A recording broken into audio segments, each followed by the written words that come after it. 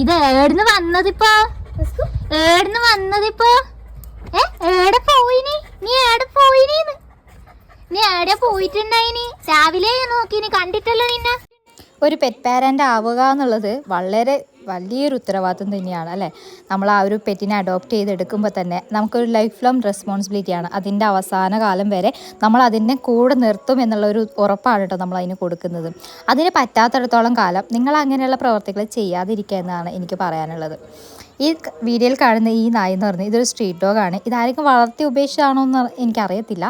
ഞാൻ പലപ്പോഴും കണ്ടിട്ടുണ്ട് റോഡിൽ ആരൊക്കെയോ വളർത്തി ഉപേക്ഷിക്കപ്പെട്ട പല ഇനത്തിൽപ്പെട്ട ഇതുപോലെയുള്ള നായ്കൾ.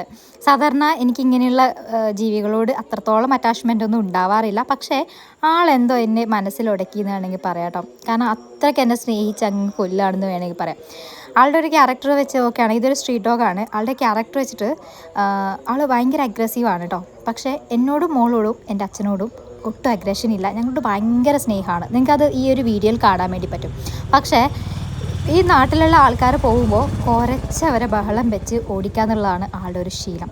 അതെനിക്ക് തോന്നുന്നു എൻ്റെ കാര്യത്തിൽ കുറച്ചൊരു പൊസസീവ്നെസ് ആൾക്കുണ്ടെന്ന് തോന്നുന്നു. അത് മാത്രമല്ല എൻ്റെ വീട്ടിലോട്ട് അമ്മയോ ചേച്ചിയോ ചേച്ചിയുടെ മോനൊക്കെ വരുന്ന സമയത്ത് അവർക്ക് പുറത്തിറങ്ങാൻ പോലും പേടിയാവുന്ന രീതിയിലാണ് ആളുടെ ബിഹേവിയർ. അതുകൊണ്ടാണ് കേട്ടോ ഞാൻ ഗേറ്റിന് പുറത്തിട്ട് പൂട്ടിയിരിക്കുന്നത്, ഉള്ളിൽ കയറ്റാതിരിക്കുന്നത്.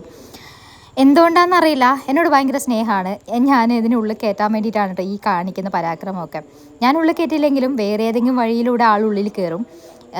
പിന്നെ ഞാൻ ഓടിക്കുമ്പോൾ പോകും കേട്ടോ. അങ്ങനെയാണ് ആളുടെ ഒരു സ്ഥിതി എന്ന് പറയുന്നത്. അപ്പം ഞാൻ പറഞ്ഞു വരുന്നത്, നിങ്ങൾക്ക് വളർത്താൻ പറ്റുമെങ്കിൽ ഉറപ്പുണ്ടെങ്കിൽ മാത്രം ഒരു നായിനെ വളർത്താം, അല്ലെങ്കിൽ വളർത്താതിരിക്കാം.